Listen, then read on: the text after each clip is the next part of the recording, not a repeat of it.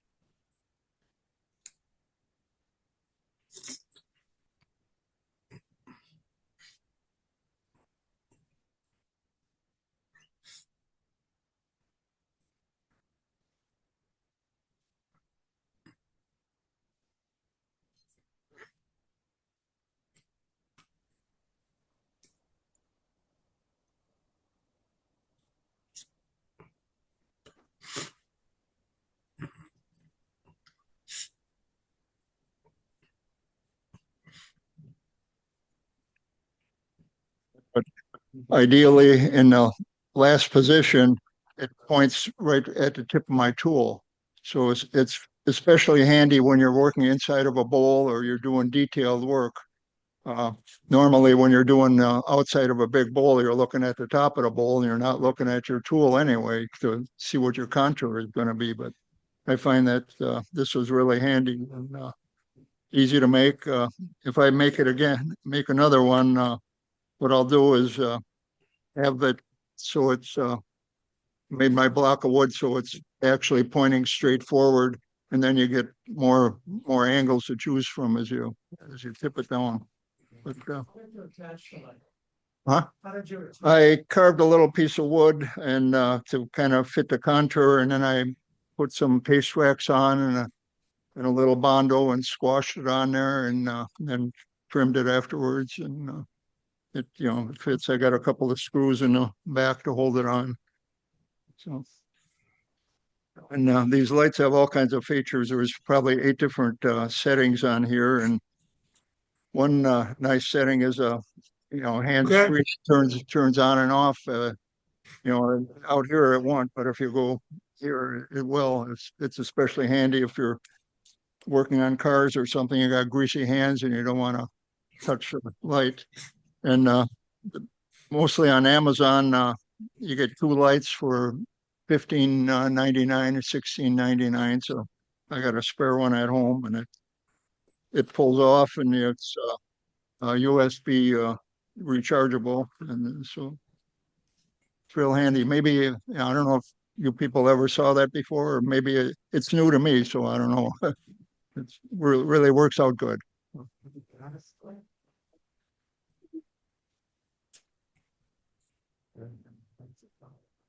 Well, I decided to bring a little something in for show and tell, so here it is. It's a little scoop out of black cherry. That's actually a little salt scoop. It goes in with for the little salt pot that I have made. And I have a little black walnut bowl. It came out very good. I was really happy with it. And then this is actually paper birch that had started to spout. It's with a crotch with 3 branches coming up. So I turned down through the center of the crotches to get this, and it came out pretty good. I finished this today, so the oil's still wet on it. And then while I was in St. Paul, I was sitting in a hotel bar and having a drink, and I met a gentleman from Florida, and he's going to be selling these multi-packs and full packs of the sandpaper. And I thought it was really neat. Got these. It's double-sided. It comes in multiple grits, if I can get it out of the box. And it actually has a microfiber in between, so it doesn't heat up like the other ones do. And I have to say, from trying it, it holds up very well. And it gives a little bit better finish than my go-to Abernet. And maybe a little not quite as good as the Hermes that I use. But it's very nice stuff. You're supposed to be, he told me that he was trying to work a deal with Woodcraft so that Woodcraft would be selling his stuff. Just something to look for.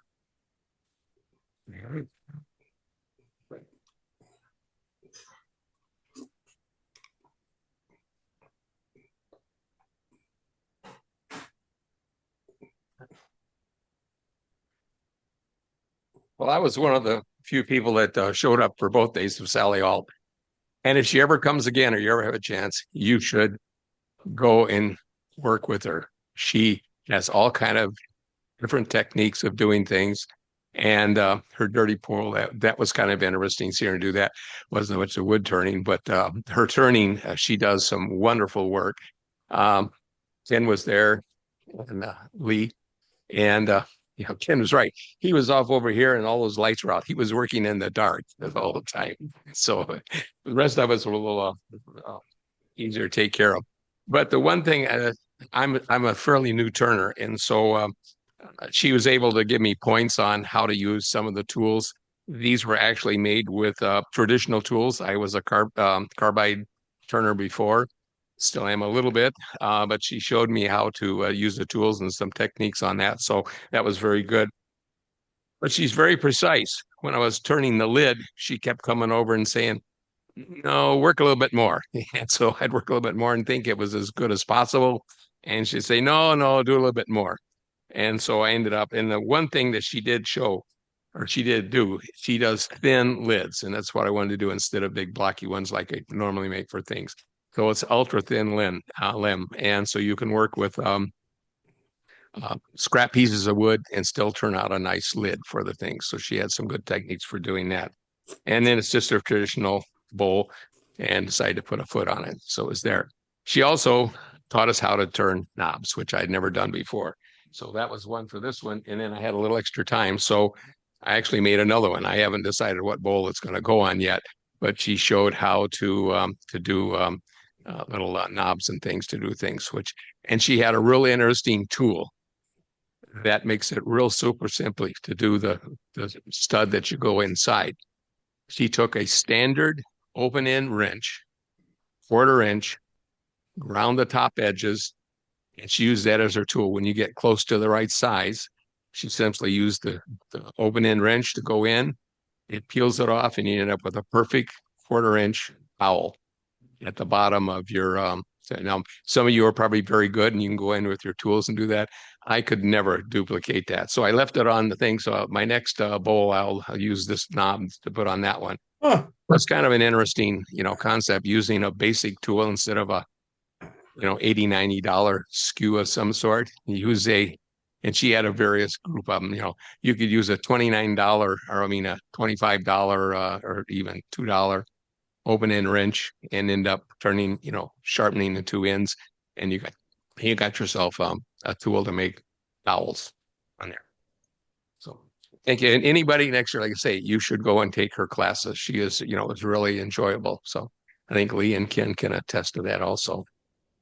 So, thank you.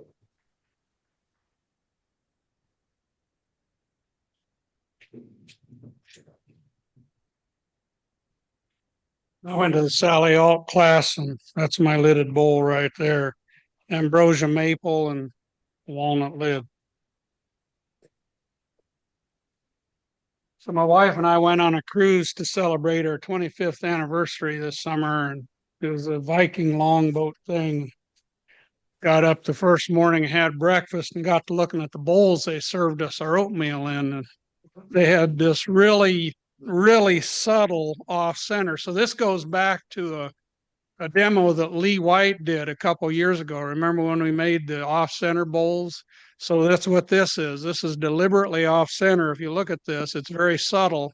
And the way that I did it is these will be empty bowls. So I had my empty bowl rough outs. And when I trued the tenon up, I just I put this on some flat coal jaws, but I didn't tighten the pegs up. I just put a pad under it, held it in place off center slightly with my live center, and then cut a secondary tenon, and then came in on the secondary tenon to hollow out. And so kind of nice, inspired by those bowls. Then we were walking through the town of Den Bosch in the Netherlands, and they took us to this little restaurant for lunch. And they served my wife her pumpkin soup, and it was like, well, either the table's tilted or the bowl is odd.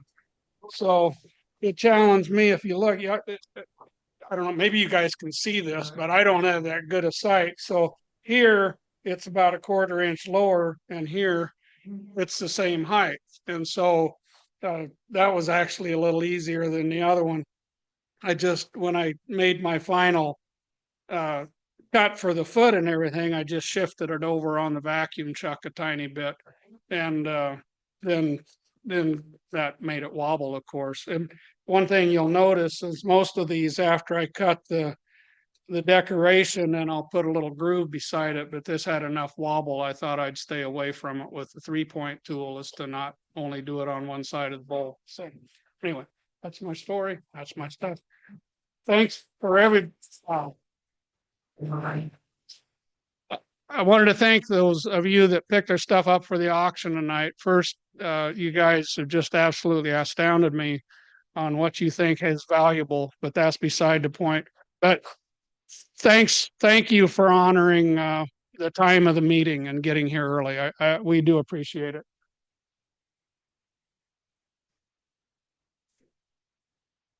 Everybody remembers back when we got our segmented pieces or bowls? That's what I turned mine into. I basically glued two pieces together here. I've got an LED light inside with two acrylic sheets and a piece of oak in between. And then basically a light bulb on top of LED light bulbs. I can turn this one off. This is just for the LED. And then a three-way up on the bulb top. So that's what I did.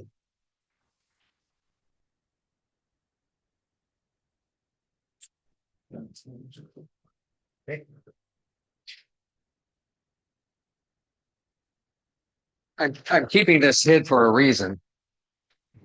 Some of you may have seen the website where I turned a piece of amber maple and I ended up with this beautiful streaking.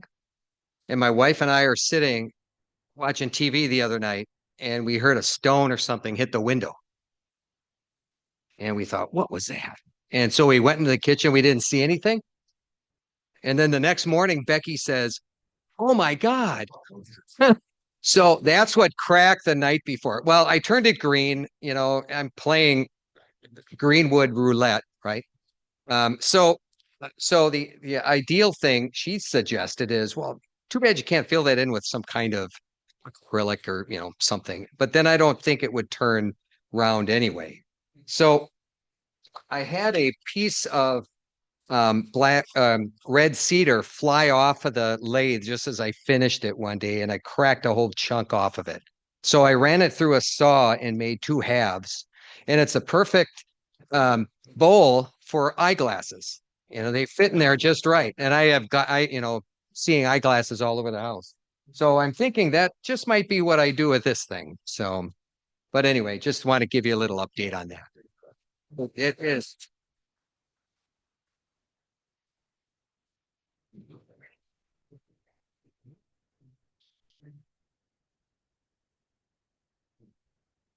I don't know who gave that demonstration last year on slipper bowls, but I've made quite a few of them since then. I just like making them.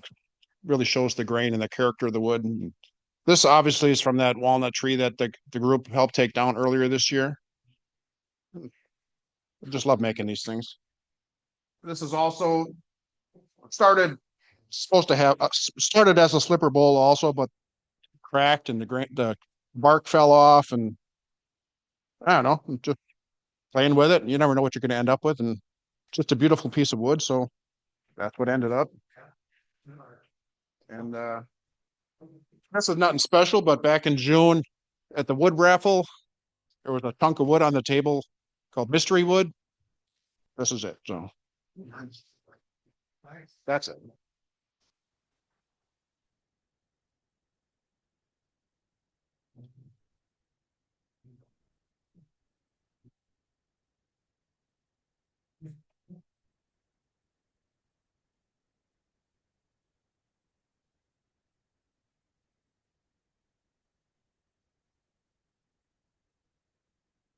So I was there for Sally Alt's demo on Saturday and her class on Sunday. And the demo was Dirty Pour Lids, which was a really fun, messy, kind of reminiscent of finger painting as a child or tie-dye on wood, whatever you want to call it, technique. And in the course of the class, she made 4 lids. It was audience participation. We all got to pick the colors. So these are the 4. Here's that one. Here's this one. The colors don't really show very well on the camera. That's too bad. This one. And my personal favorite, this one. And they need finishing. They need some kind of nice shiny finish. And I did clean up the back of a couple of them, but then I just got tired of it. So they need that done as well. But I think we're gonna maybe include these in the next auction round or something, or some raffle or something. At some point, they will be made available for you to bid on in some fashion. So there, you can take them home, finish it up, turn a bowl to go with it, and voila. And then this is the little bowl that I made. Bottom is mulberry. I think some that Tony gave me. And then the top is a piece of white cedar. I brought a couple of other pieces in made from this. Every single piece of this white cedar has a bark inclusion in it. So every time I turn it, I'm playing bark inclusion roulette. And you win some, you lose some. But I won this one. It held together. And I did not make a knob during the class because I ran out of time. So I just put a found object on there. And I believe my plant identification app tells me that this is a did it say mahogany nut or something. So anyway, it seems to kind of go. I did turn a really cute little rocket ship because this kind of reminds me of like a planet or something. It was a really cute little rocket, and I'm going to use it for something, but it just really didn't go in the end on this, so I just set it aside. It'll be good for something. So anyway, yeah, that's my story. Look out for these being made available to you at some point if you're interested.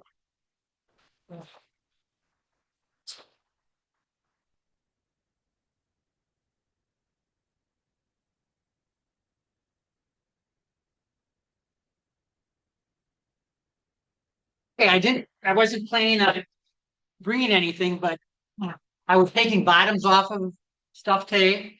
And this is kind of like an I Dream of Jeannie bottle kind of thing. And, I like to use donut chucks to take bottoms off, so, that's the same way. And I brought this just because the same deal. This isn't finish it. I'm going to divide. This is like the basic pattern. I'm going to divide, 2 or 3 burns of sections and color it and whatever. But anyway, solid bottom. This I had a faceplate on, because of the size. So I'm going to have to turn this off. This is a solid piece here, like a 3/4 inch piece here, 7/8. This will get turned off, but I've got a 11-inch faceplate. And I have like, I think they're 3/4 inch bolts. So I'm going to do the same thing as this, but just in a big version. This will get, to the headstock. I have another donut that kind of slides over here, the 4 bolts, and that's how I get the bottom off of this. That's why, so I just make that kind of show that thing, the donut chuck. This I had on, I took this off at like 10 after 6. I live like 2 minutes away. So this was just on the lathe. I haven't taken it off yet, but I need to kind of figure a way of getting the bottom off with that kind of weird top. So I took conduit, and I don't have a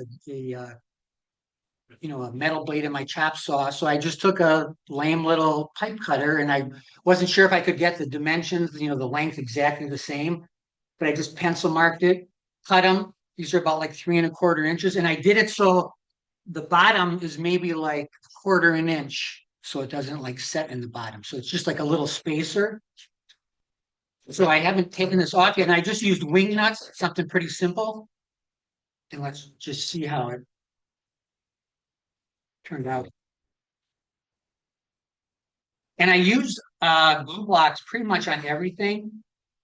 And instead of doing like a paper joint and just kind of, whacking it off with a mallet, I like to turn the bottoms off so I can, do just some little something. So it's just not a plain bottom. And this kind of allows you to hold just about anything, size and shape wise.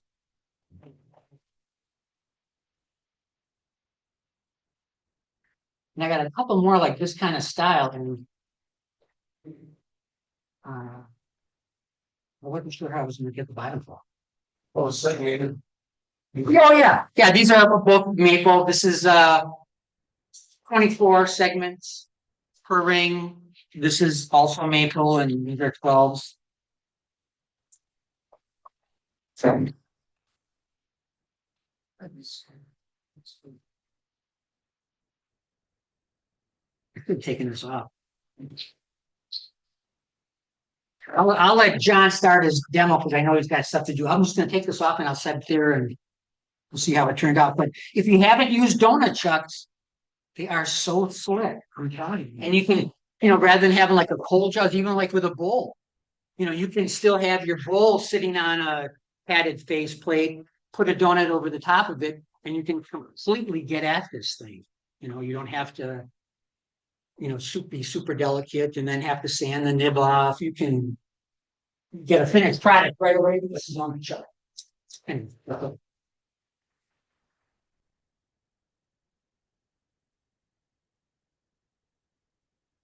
So before we start this evening's demonstration, I just wanted to thank Lee White for all of the work that she did organizing the Sally Alt event. It's a lot of work to bring in a national speaker and coordinate their travel and topics and all that. So thank you, Lee.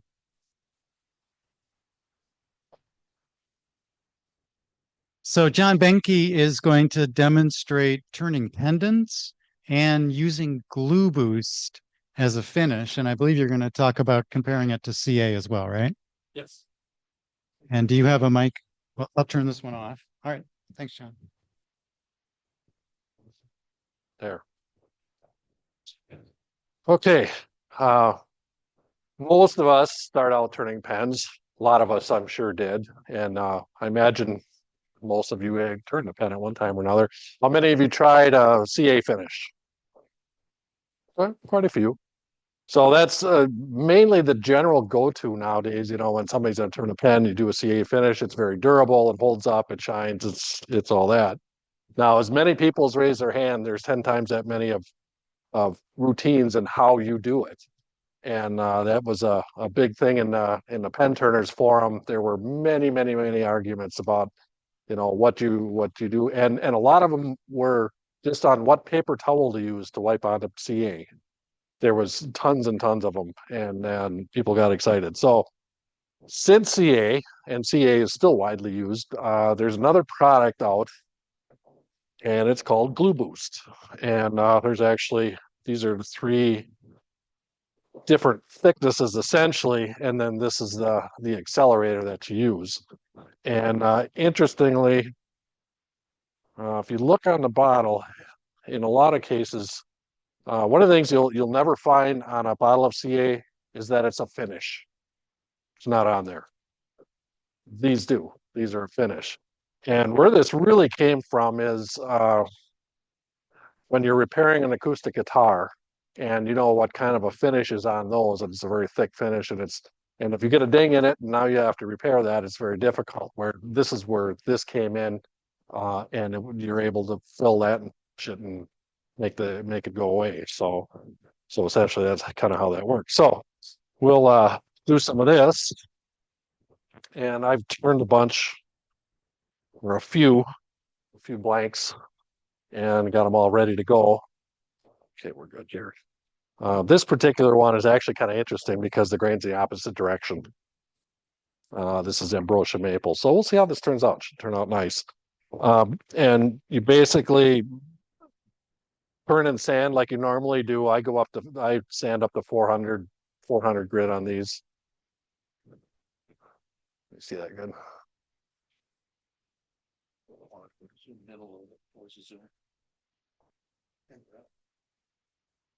Yeah, you're gonna want to get close. Good. Okay.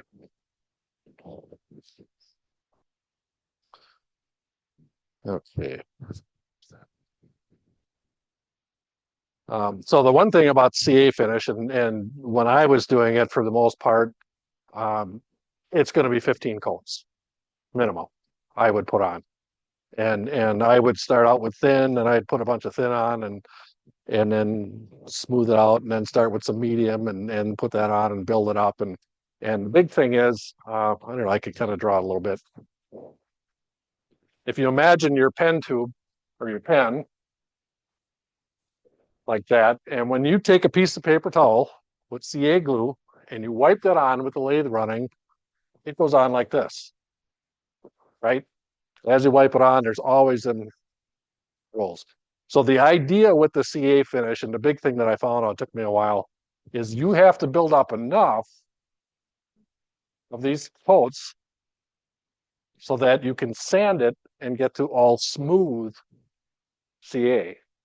And that's where a lot of people faltered. You know, they wouldn't have enough on and they'd sand it. And in the low spots, you would have bare wood.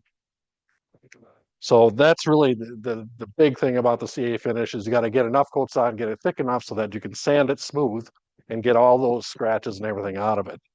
So where the GluBoost comes in, you can build up very quickly. And then they do have their own accelerator. You can use a regular, this is the other one that you can get for activator for that stuff. It does work also. The cost of this stuff is a little bit higher than regular CA, but you don't use near as much. So really that's kind of the thing. I don't go terribly fast. And this one is a very thin one, so you gotta be a little bit careful. And that's fast, as fast as that goes, that's a coat already. And you can hit it with just a little bit of accelerator, and the amount that you hit it with, that much, that's it. Takes that much, and it's already dry. So when I look at this now, you know, and I can already see, oh, finish covered good, you know, now build that finish, put enough on there so that we can sand it back. And I'll use another coat of this. And then we'll go to some of these other ones.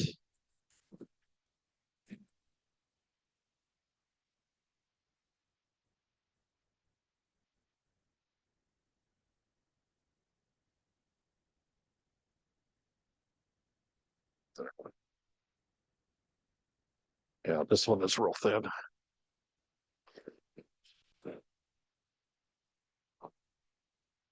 And that's all it takes. You don't have to rub it in or anything else. And in fact, you don't want to take too much time because all of a sudden you'll stick part of your paper towel to the piece. So, and you don't have to hit it with the accelerator every time. It's not that big a deal. It's just that, you know, if you're moving kind of quickly, then you kind of want it done. So, and that's one of the things about a CA finish too. It's relatively quick to do. There's not a lot of other finishes out there that are that durable and that easy to put on or quick to do. I mean, there's a lot of guys that would spray with lacquer. Well, it takes, you know, you can spray it and you got to wait how long for any kind of a dryness and go back. And so it takes several before you get that done. Okay, so now I'm gonna, yeah, this is a thicker. Yeah. It is a CA glue, or it is a CA. And what the difference is in the formulation, I really can't tell you for sure. That I don't know, but it's kind of the, yeah, see, this is quite a bit thicker. And it came out, I don't know, a few years back, and anybody that's doing a lot of pens, this is what they've gone to, just because it's quicker and easier. See, that's already dry. Edit Exotic Blanks has got it. Yes, and actually I think Rockler carries it too. Yeah. Believe it or not. But yeah, I Edit Exotic Blanks carries it and you can get it from him. And I'll hit it with one more coat just because. One more coat.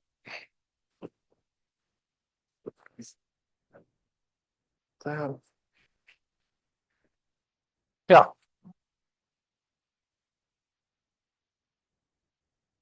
No, they came up with it to repair guitars. I think is really where it came from, and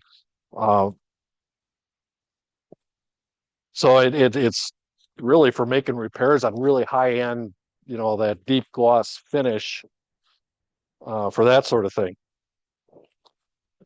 I think somebody talked about sandpaper before. I use almost exclusively the Norton, and it used to be Norton 3X years ago, and now I think it's Norton Professional. They carry it upstairs. And 9x11 sheets, Well, you whack the sheet in half and then cut it in 1-inch strips and have it all collated. So now I have my set of all my grits that I use for pen turning, and I keep them in sets like that. And every however long it lasts me, you know, on just one sheet of each and cut them up, and it gives you quite a few. So until I run out of that, and then I cut up a bunch more, and it's just really slick and easy, and you can pull up from one grit to the next. So now we've got quite a few on here, and I can see looks pretty good already. So now I want to sand back that high spots. And it really doesn't take much. And when you're doing this is 400, and I'm not real heavy leaning into it. And of course, this is a fresh piece. So you don't want to get too carried away, but I can see the white dust. I don't know if you can see that. Yeah, you can see the white dust there. And that's the CA or the finish that you're taking off. And again, I just want to get it down and get it smooth.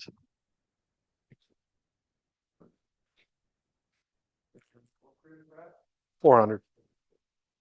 And then I can see the scratches. So you're always through, even when you're sanding the pen blank, everything, you're always going to go back across so that you take away those radial lines. It's pretty quick and simple to do.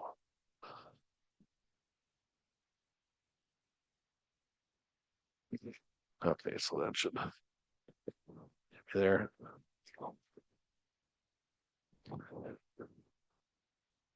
So from there, and you can see it's not shiny, obviously, because I sanded it. Go to micro mesh. And you got this stuff all over the place. And I actually put little marks on mine so you can keep it in order. Because if you drop it on the floor, they will scatter all out of order. Trust me. And it's, again, pretty quick. And you can see the whiteness coming off. So, no, I will use micro mesh wet on acrylics or plastics. I'll use it wet on there, but I don't do it on the wood. I just never wanted to add that extra moisture to the wood. And if you consider how thin that wood is really on a pen blank, there's not much there. And I don't really want to add that. So I can already see the sheen coming up. So it comes up pretty quick.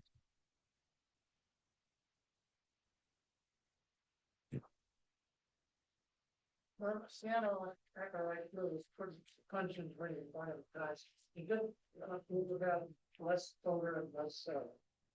can't hardly smell it. And I know what you're talking about. And usually when I was using regular CA, and I used Viva paper towel only, ever. And the main reason it actually works so well, first of all, there's no texture in a paper towel. So a lot of times you could put paper towel and they emboss that texture in there. Well, you don't want that because that's going to create more dips and valleys. So I would use Viva and it was smooth, but Viva also, whatever is in it, the cellulose or whatever, cures the CA. So if I would put it on here and I'd set it down, there'd be smoke rolling off of it. And that's the smell. That's the smell from the CA coming off. And if you got your nose right over it, it's going to come at you in a hurry. Where this stuff, while you're using it so quickly, that I couldn't smell it at all now. There are CA glue companies that make odorless. I've never used it. It was never that much of a problem. So you can probably kind of see the sheen. Reaction that regular CA glue does. Oh. The disadvantage to it is that it has a very short shelf life. Oh yeah. They pass in your body. You don't use it ever. Yeah. Well, and that's the other thing too is CA is the climate that you keep it in is important. A lot of guys I know keep it in a refrigerator. I've never done that. But I used to keep it when I lived in North Carolina for 8 years. And when I was there, I had it in the garage and it was 95 degrees in the summer and maybe 30 in the winter, and it didn't last long. It just every time I'd pick it up and now there's another batch that's bad because I didn't use it quick enough. So you can see here now already it's got a pretty good sheen, and you can get it another step. Novus plastic polish. There's a bunch of different polishes on the market that you can use, and I found this stuff, and it's a fine scratch remover, and I think I have 2 more bottles, but they're different colors, so they're different grit, I think, but I don't know that it matters that much. Except this bottle. Let's do it this way.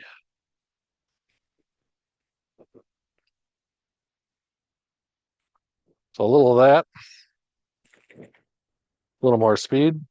And this is just a very fine grit in a liquid. And I run the speed up a little bit more. Give it a good polish. Dry side.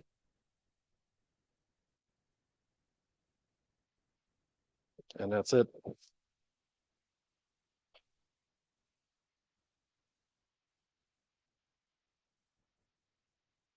And a lot of times I'll take it on a buffing wheel too and hit it with buff. But pretty quickly, I can pass that around. That's what you get.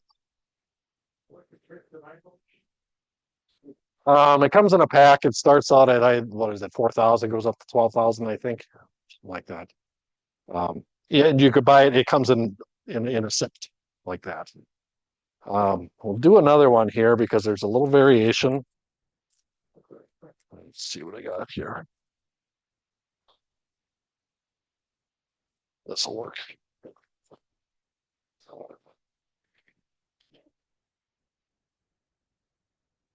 Just use paper shop towel to apply it with. Yep. Yeah, this stuff doesn't. Oh yeah, I got it. This stuff doesn't matter so much. It just doesn't. No, it doesn't. Yeah, create any problems or nothing. And I just load it on and just it's such a quick wipe. You just wipe it on real quick like that, and there's not really time to. And you're not leaning on it heavy. It just takes a quick. Just get it wet, essentially. So one of the things that you can do with GluBoost, they have this product here, Master Tint. So you can tint the glue to a color. And I bought this, and we used this color. So all you do is you start out here. Same thing with the pen, nothing different. And then I'm going to make a little puddle of glue on here. Is that okay with the camera, or should it move? I could do this over here too, I guess. Here, does that work? Yeah. Yeah, that'll work. And there's enough in here probably to do a couple thousand pens, I would assume. And there's different colors that you can get and all that. So let's set that here. I'll tip it over and lose the whole thing. And there we go, this here. This be easier. Okay, so I'm going to make a puddle of glue. That's not the one I want. Yeah, it is. Like so. Drop that in there, mix that up.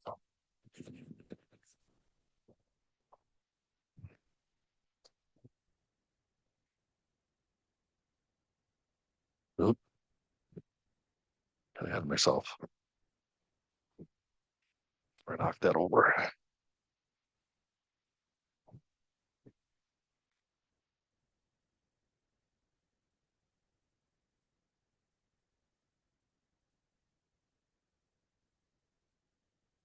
It's the color.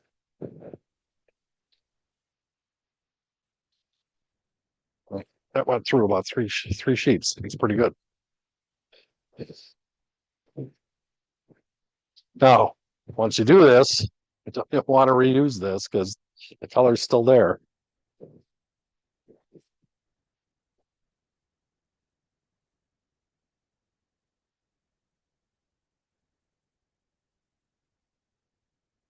Another fresh one.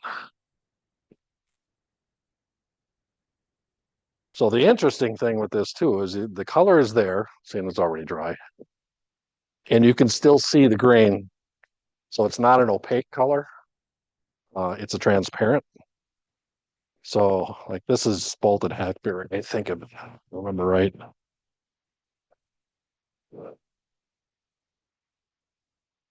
And then just build the finish back up again, just like before.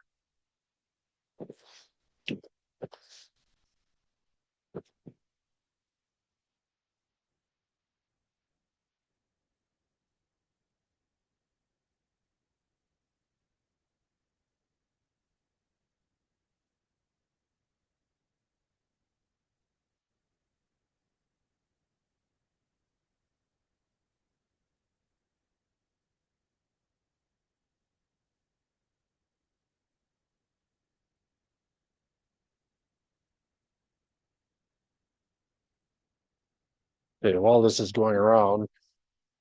So this was a tester that I did pass it around. That's actually a piece of cherry. And I just sanded it down like I normally do a pen blank and did this same process on there, and that's how it came out. And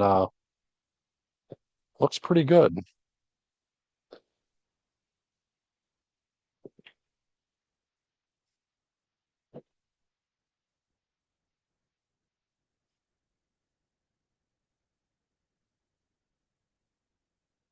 Yep, it's pretty cool. I'll let that dry a little bit. I'm getting a little quick here. So it really makes an interesting concept of now what you can do with a a little bit more plain piece of wood, add the color to it. Another thing I saw at the symposium is this. Do it this way.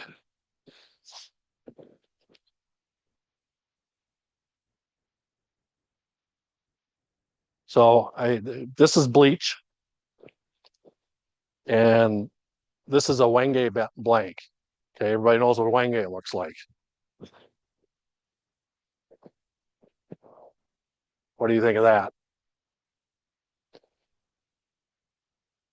So it takes the light part almost white, and now you get a really cool black and white looking blank out of it. And I stuck this in here when I got here tonight, and that was about 6 o'clock or a little after 6.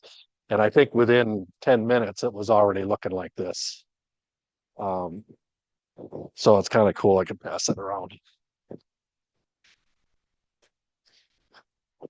And I kind of thought that might even be a good candidate to color. Or the red on there. Two other woods that you experimented with, and each do the same thing. I haven't done that much. This is actually the first one I did. I saw this at the symposium when up in Minneapolis, and it wasn't Underhill, was the other. Mark Dreyer. He demonstrated this, and he said, "Here, this is really cool. Look at it." And he was just talking about different things that you can do with a pen blank, and that was one of the things. So, I think anything with, obviously, you're going to want some different grains on there so that you get the contrast. But the Wenge works really slick, I thought, and I thought, boy, that'd be, on the right pen kit, would look really cool. So, okay, what we got here? That's not bad.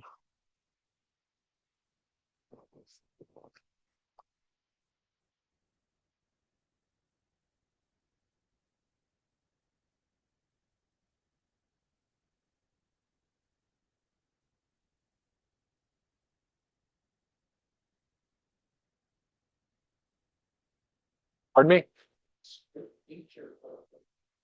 That's straight bleach. And actually it's concentrated. My wife's like, be careful with that because it's concentrated. So it's, yeah, straight bleach. No. No, and I had it sanded to 400 grit or whatever it was, I think too. So, but it, put it on the right print kit or right fitted, maybe uh,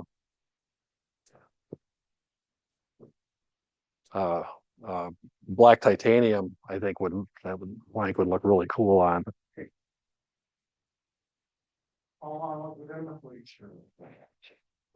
What time is it now? I put it in about 6 or a little after 6, 7:30. But I don't know. And when I saw him do it at the symposium, I think he had it in there an hour.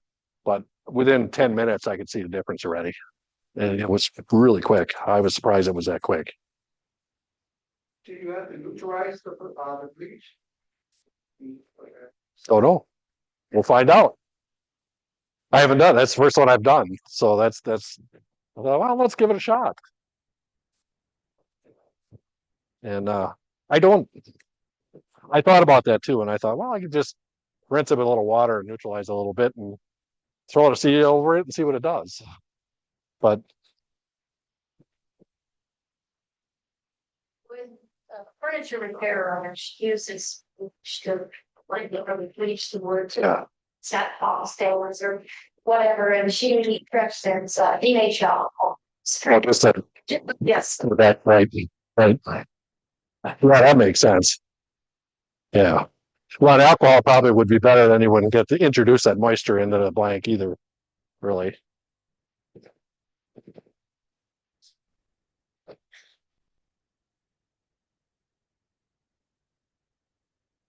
And you can always tell if you get a little bit of dust on there, you can see, you are removing material, you're taking them high spots off.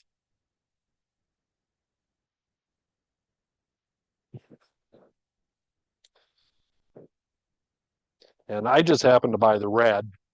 I know he's got orange. And I know there's some other colors there too. Now, it is $20 for a jar like that. But like I said, he probably got 1,000 pens that were within there. Last a long time.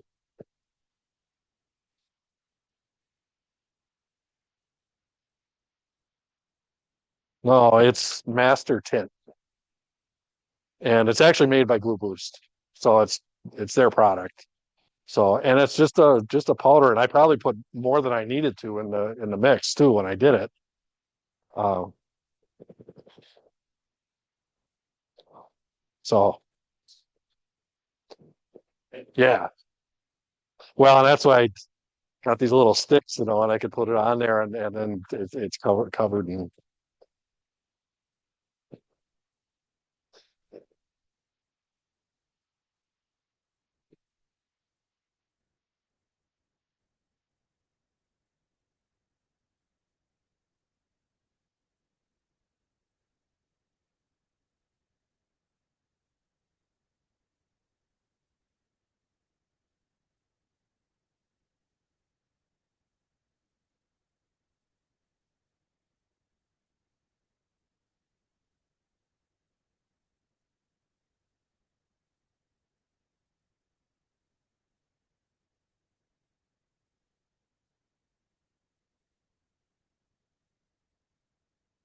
And I had a pen that I carried myself for years. I had 5 or 10 years I carried that pen, and you could see some dents and stuff on it in the CA finish, but that was about it. It never, people talk about, oh, it's brittle, it's going to chip and all that, and I never had any of that.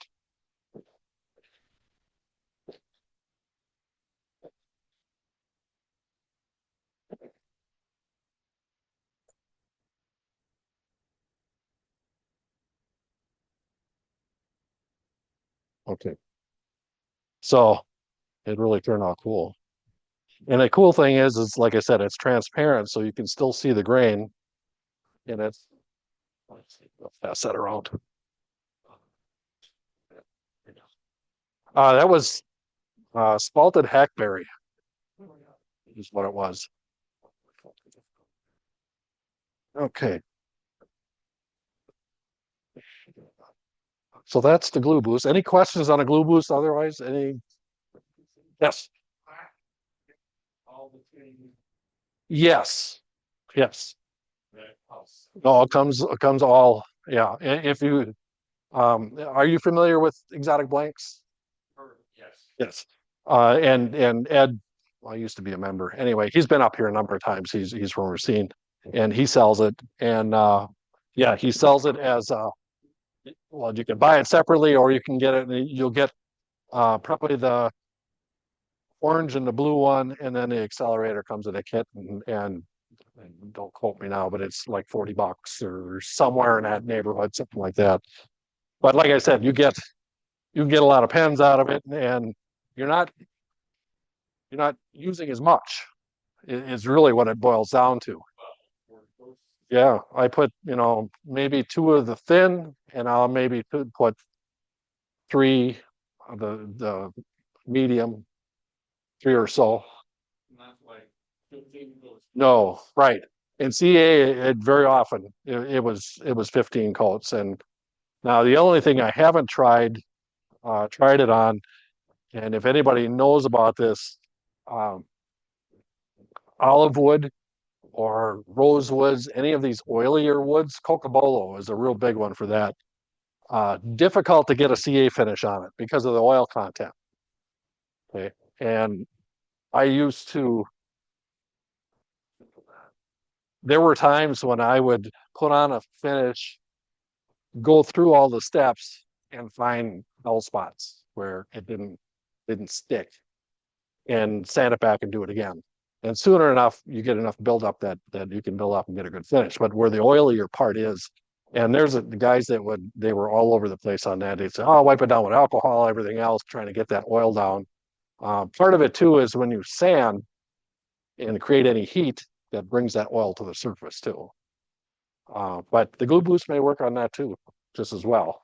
I haven't tried one. I haven't done one of those in a while. So sure, we can do that. We can take a break. Quite a bit more to cover, and I spent a lot of time doing it now. So let's just hold the break to 10 minutes. So 7:42, 7:52, we're going to start up again. Thank you.